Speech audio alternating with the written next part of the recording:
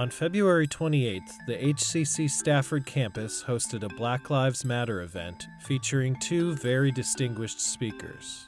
Dr. Joy Carter explains. I'm here at this event on the last day of the shortest month of the year, celebrating Black history. I am a forensic pathologist.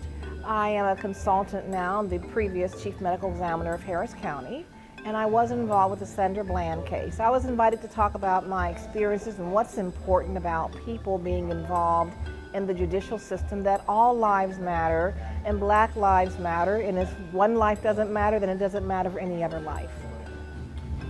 This woman was found dead in her cell. The family wanted answers, and they decided to pursue it the right way. The right way is, one, very quickly decide to have a second autopsy, find a good attorney that understands the law and the processes, and also find an excellent forensic pathologist who knows their job is not to do a press conference. Their job is to find the facts.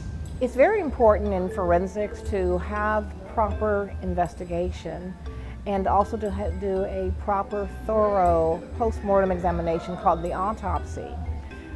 This young woman did suffer injuries to her body from the takedown procedure with the police officer. That was partially videoed.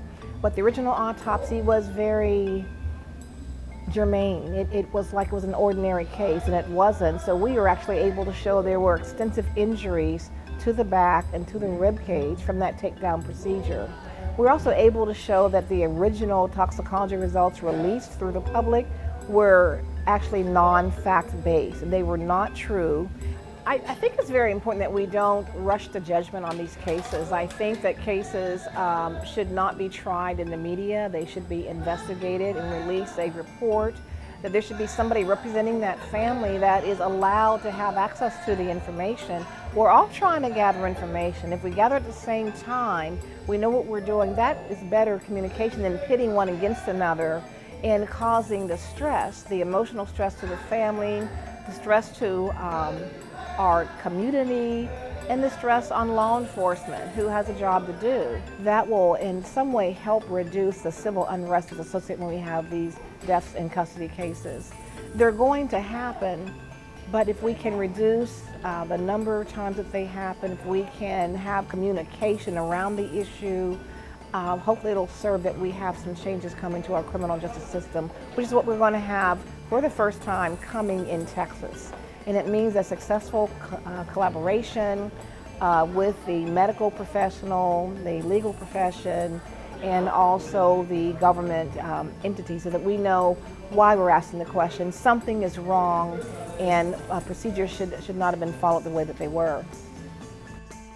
There was also a speech from renowned local civil rights activist Tammy Lang Campbell.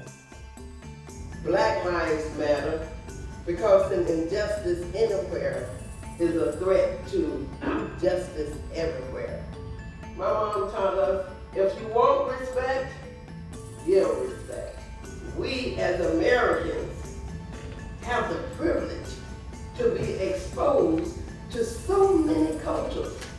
Take advantage of that opportunity. Black Lives Matter is not an organization. It's a movement. A movement can't move without somebody moving it. I love talking to students, and when we can impart knowledge, that's all the better. I mean, what's the point of getting knowledge if you're not going to share it? We had some good didactic discussion. We had good questions. We talked about the importance of voting. It's important for you to vote because when you vote, you're going to also get to know what's important to other people. But don't let other people speak for you. You speak for yourself. I'm going to go vote as long as I can vote.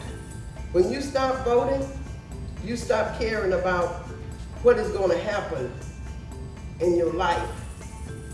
And one gentleman just said he's going to vote, and that just made my heart swell. We have to get the information out. It starts maybe with small conversations, and it grows from there. Everybody needs to feel that their vote is important.